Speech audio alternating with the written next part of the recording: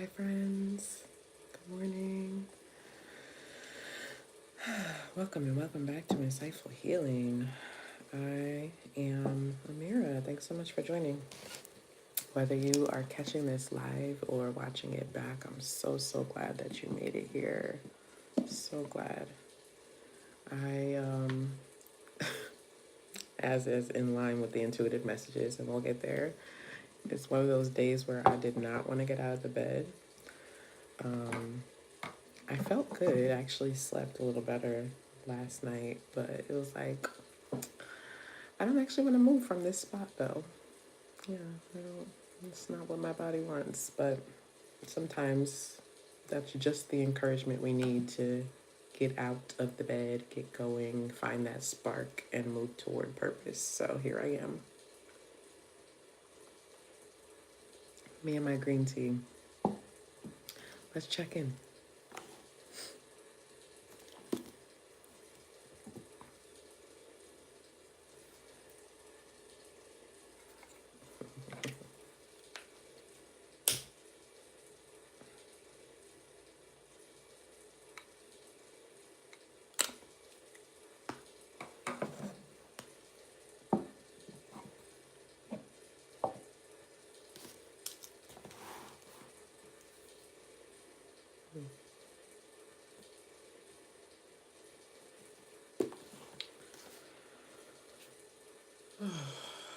Okay, I'm gonna do some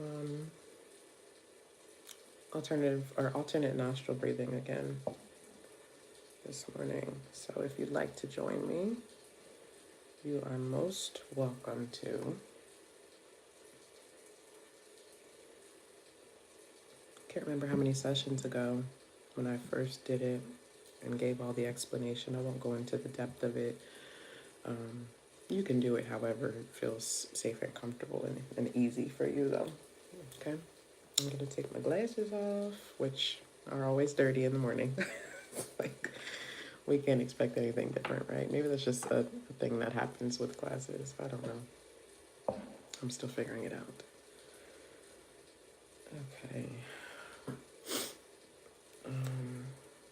Just a bit of a grounding exercise to create some balance. If you are going to join me, it is my suggestion that you be seated so that you don't get dizzy and fall over. Okay, that's important. Feet planted on the surface beneath you if you're able to. And I'll begin.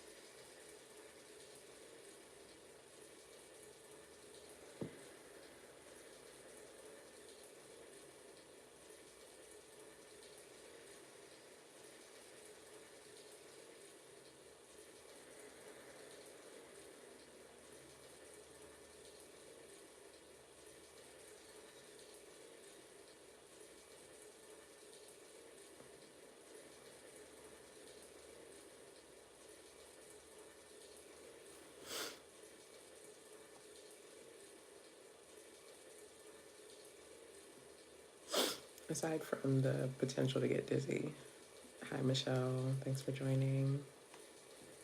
There's also the potential to have to blow your nose afterwards. I won't put you guys through that, but just so you know.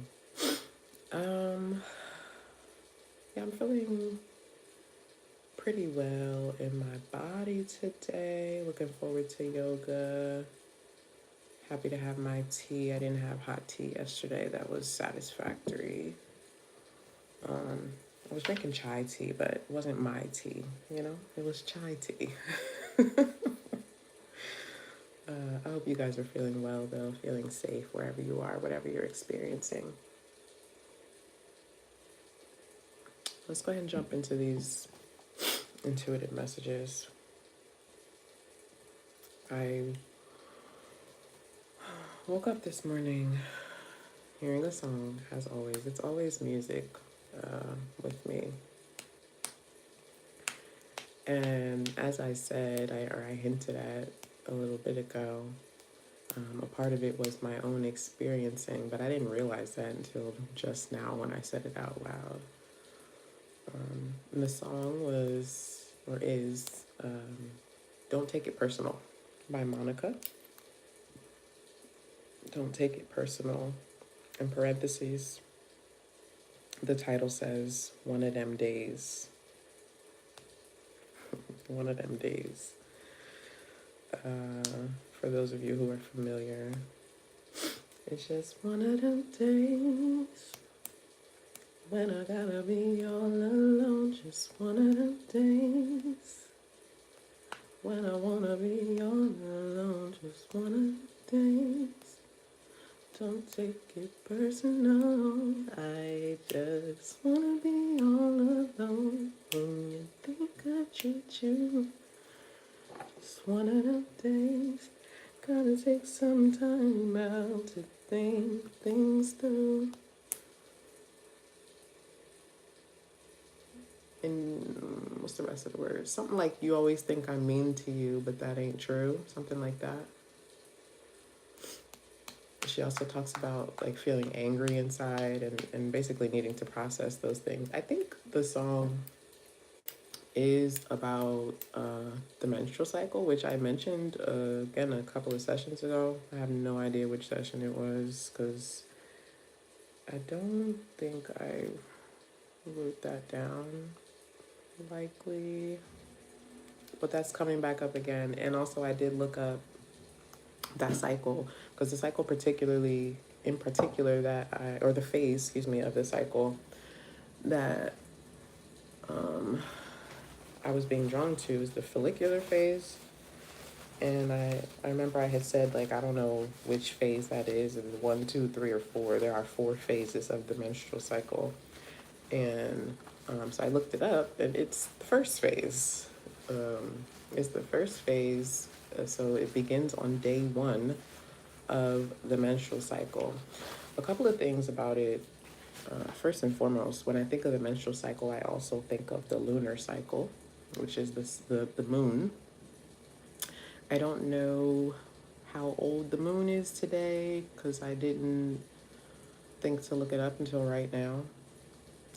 I know we are passing through the first quarter phase, and so something like 12 or 15, I don't know, I'm making that up.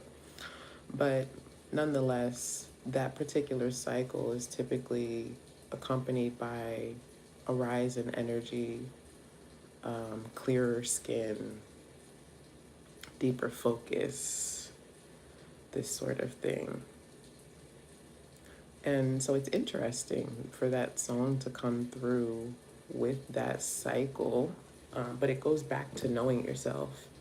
It goes back to tuning into, what's happening in your body with your body, and I'm hearing competing needs. Okay, maybe trying to sort through competing needs. And in this case, in the case of this song, she is trying to sort through competing needs. She's trying to offer herself what she needs and offer her partner what they need. I say partner, but really it could be any relationship that she's referring to. I think specifically it's about partnerships, but nonetheless, it could be any relationship. Right? It could be, I don't know, your coworker that you're saying like, I actually don't have the capacity to converse about that topic today. So if we could maybe get back to it another day, if you could give me a grace period for today, whatever that looks like. But it's about communicating clearly. She's not just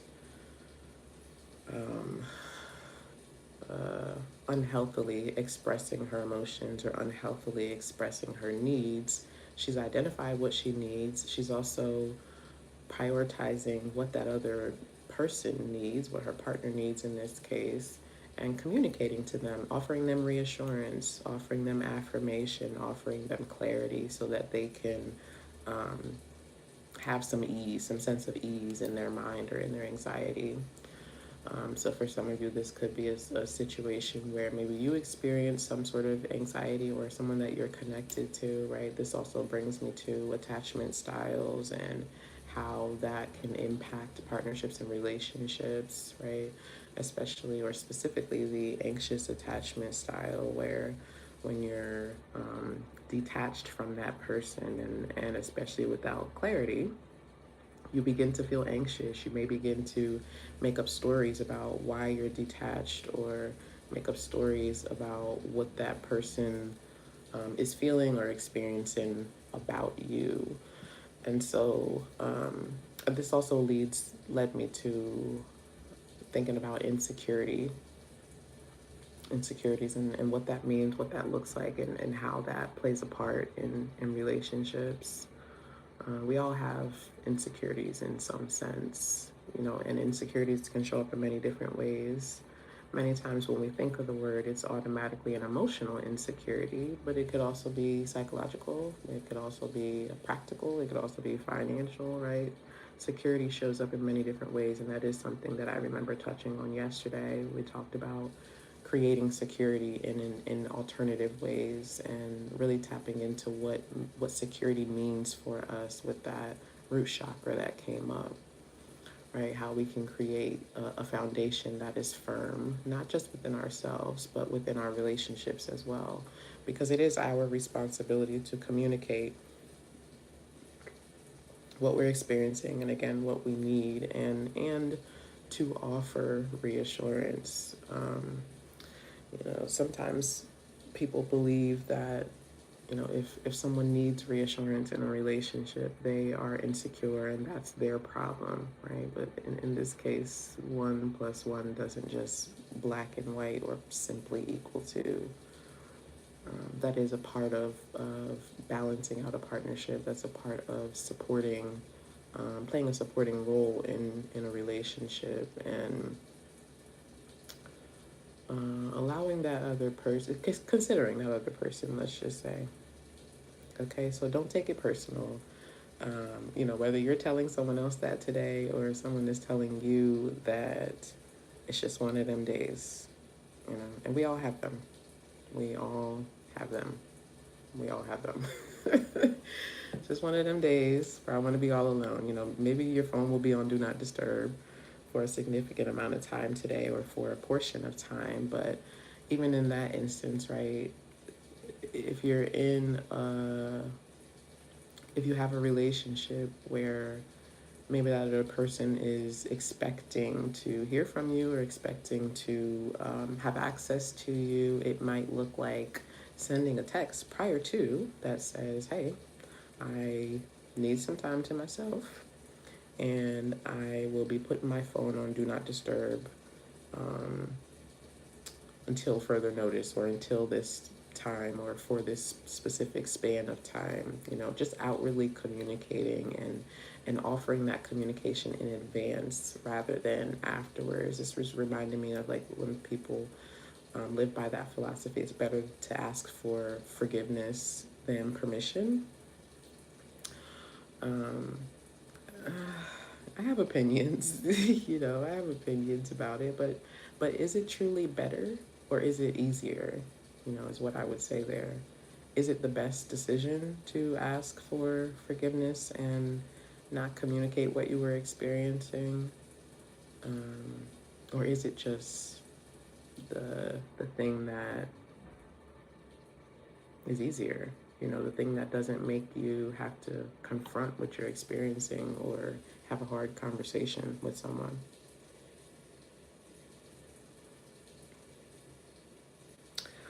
I also was getting something about the expectation of perfection.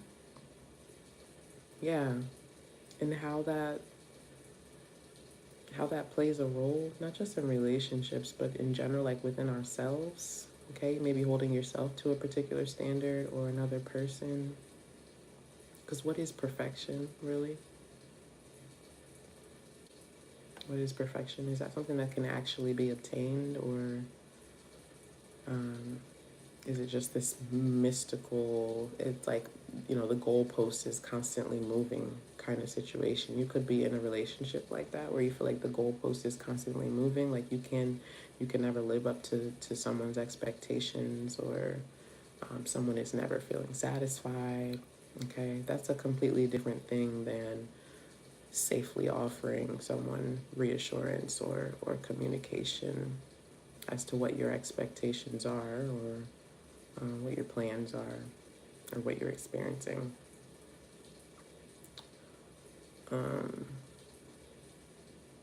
Okay, let's pull some cards. Let us eat lettuce.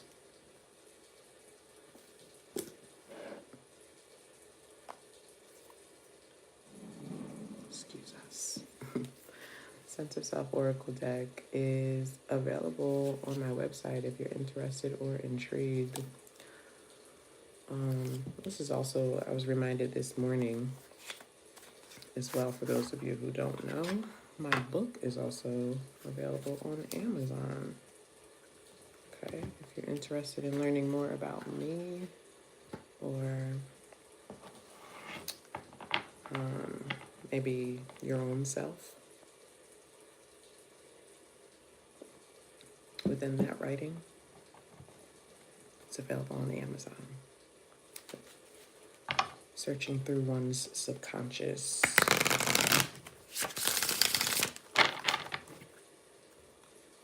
You can purchase in paperback or Kindle, whatever your preference is.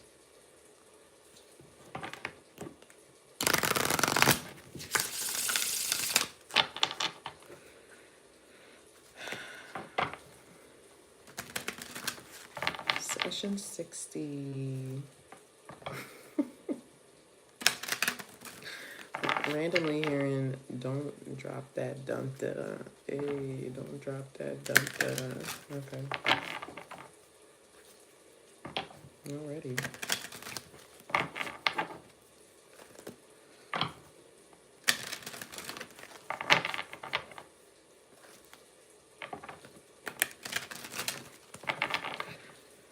I'm still working out this other intuitive message. I feel like we will get there, but it has to do with sort of, I guess, making a sacrifice, I would say.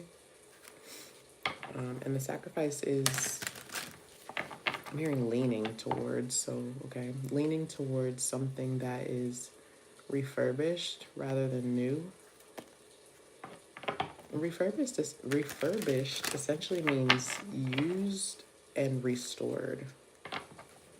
Used and restored. So it's not just plain old used and you reap the consequences of the use in totality. It's been restored to some degree or to its farthest point. So you can trust that it, what can you trust? Trust that it what? I need to trust that it would.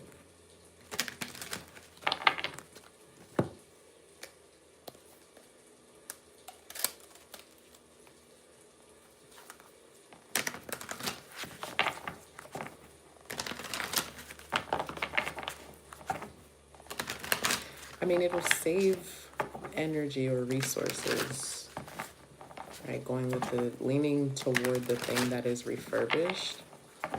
Yeah, because there's a sacrifice that needs to be made, or maybe literally you're in a position of needing to save money right now. Yeah, the Ten of Pentacles and the Four of Swords. So something is, it's safe, again, to lean. I don't know why lean is the word that I'm wanting to use, but it is safe to, okay, maybe like lean on someone or lean on your support system. The Ten of Pentacles is a firm foundation. It represents security that is ongoing for generations to come. It represents assets. And the Four of Swords is peace. It's like, okay, it's safe here to rest and to heal and to recover.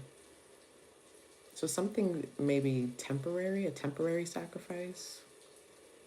Okay, so like just get the refurbished item or the cheaper item, or I feel like it's not an item. This is just the metaphorical terminology, but take it as it resonates and if it resonates, for your situation. But I feel like this is just a confirmation that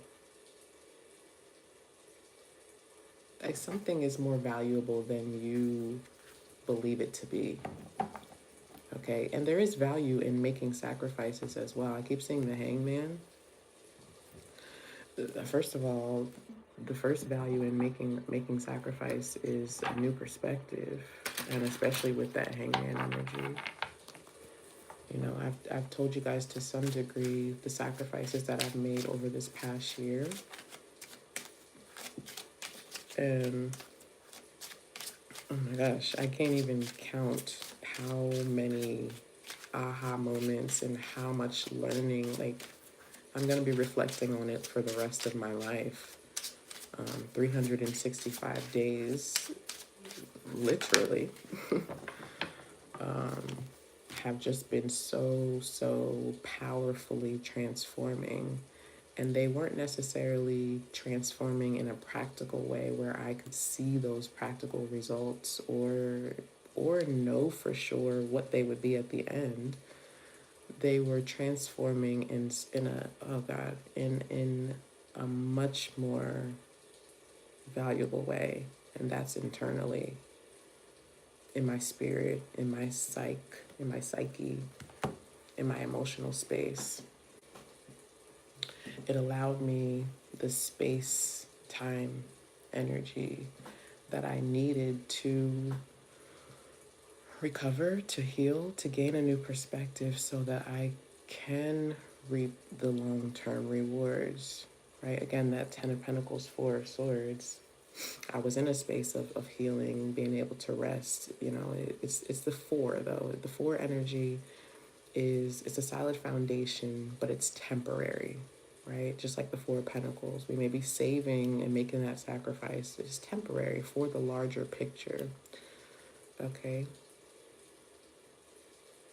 There's this expectation of perfection that perhaps needs to be, I'm hearing recycled, okay? What's the word I actually was going to say? Reflected upon, right? It's like, where does that expectation come from, and what equals perfection? What does perfection look like? What's the definition of that in your life? Let's, if we give the example of a home, right? Where does the expectation of perfection come from? That tells us that when we get a home, we have to furnish it with the best, most expensive furniture on day one. And we have to have the refrigerator and cabinets full of all the food to fill up the space on day two, Where does that come from? And is that true? Is that attainable? More importantly, is that actually what you need? Or is that connected to somebody else's expectations of perfection that are not realistic for you, that don't actually feed you in a way that is valuable? Okay.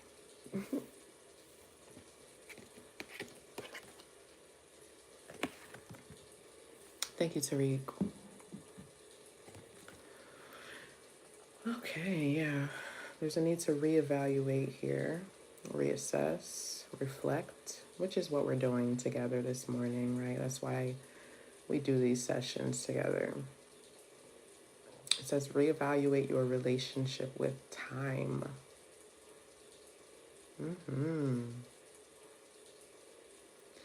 Oh, yeah, okay. Thank you, Spirit. That was the other intuitive message that I got.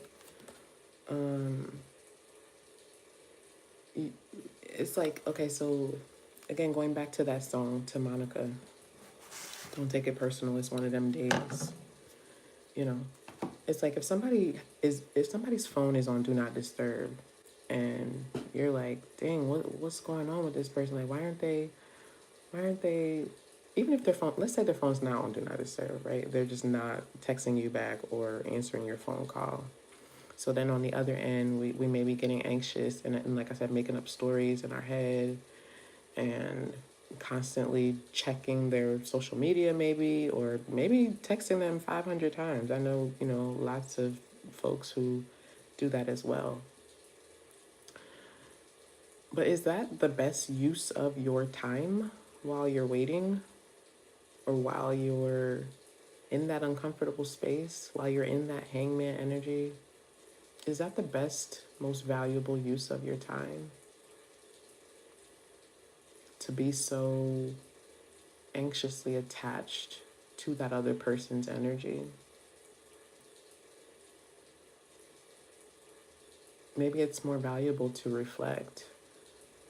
Maybe it's more valuable to meditate and connect to your own energy. Maybe it's more valuable to intentionally do something that will bring you peace and reduce that anxiety that you're feeling.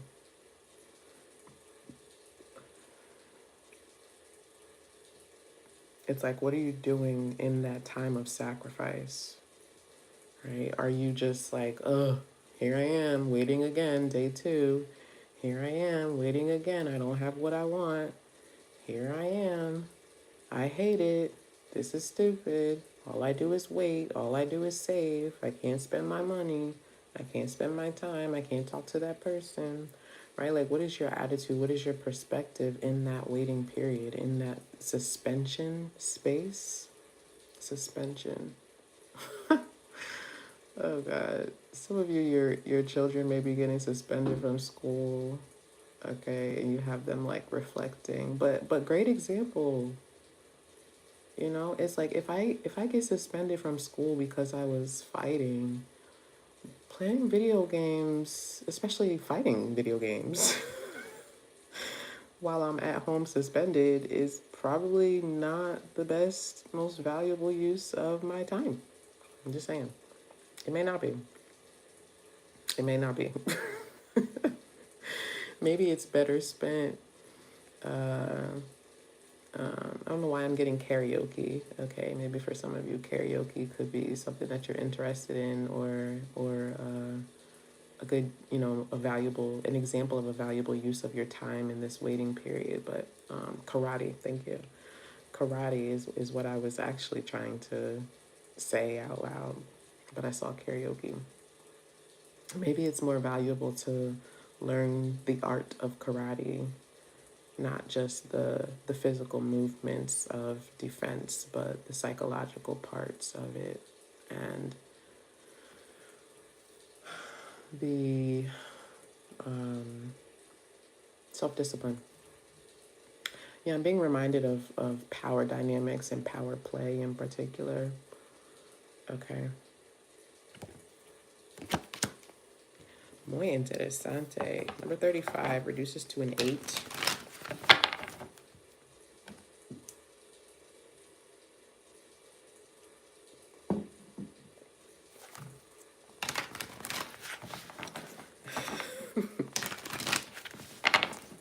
You have to love yourself before you can love anyone. This is true. Or at the very least, it's much more challenging. Because again, your perspective is skewed. I actually was listening to someone yesterday who was saying something similar.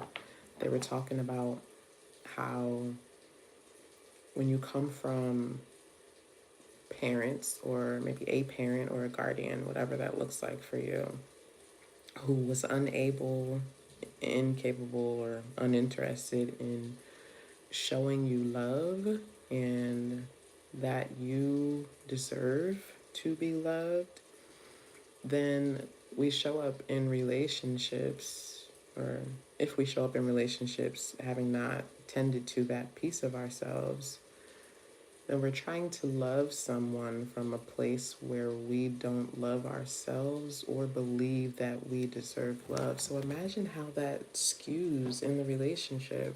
It goes back to attachment style, right?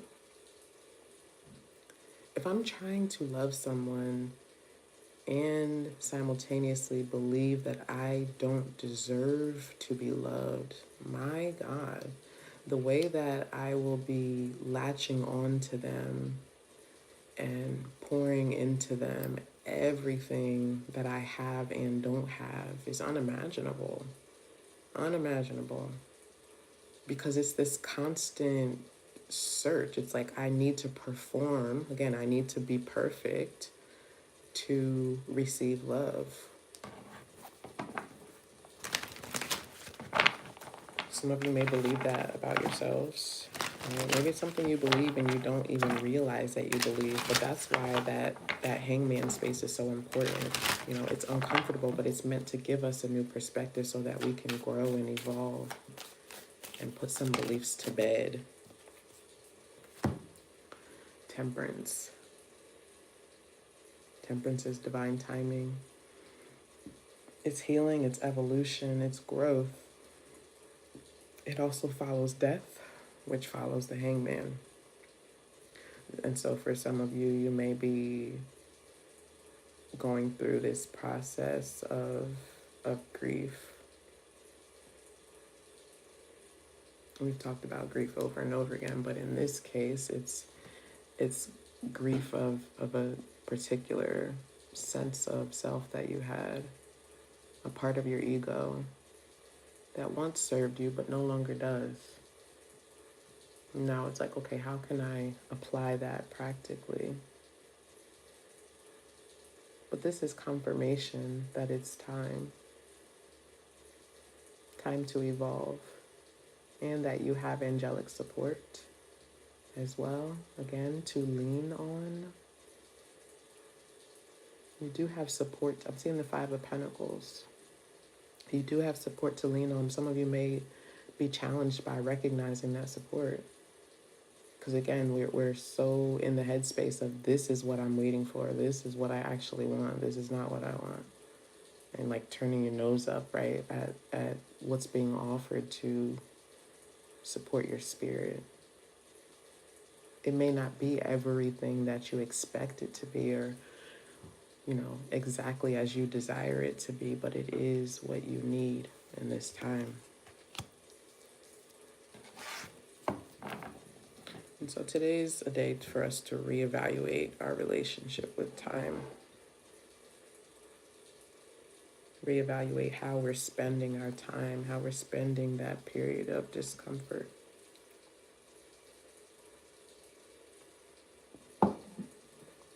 What we're refusing to let go of.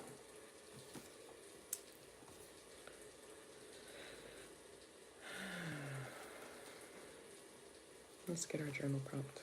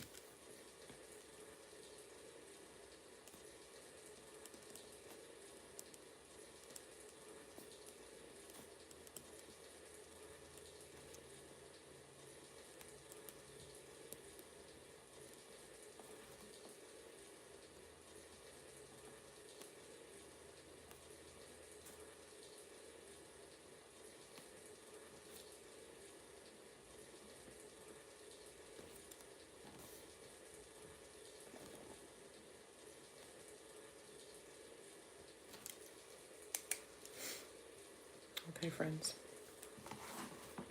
As always, I'm interested in your journal prompts or ideas. Your added insight is just as valuable. Okay, so I want to encourage you to share. The journal prompt I have says, in this period of pause, am I seeking internal or external validation in my pursuits.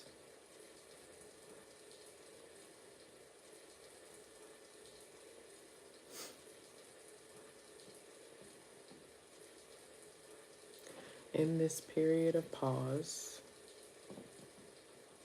am I seeking internal or external validation in my pursuits? Session 60. I enjoyed myself today.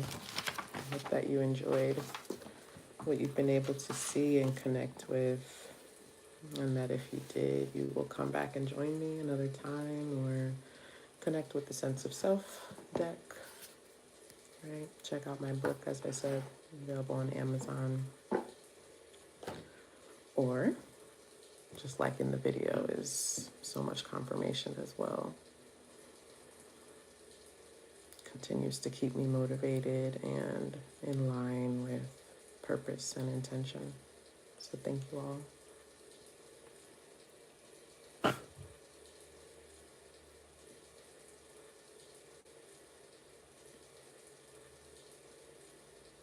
Until next time.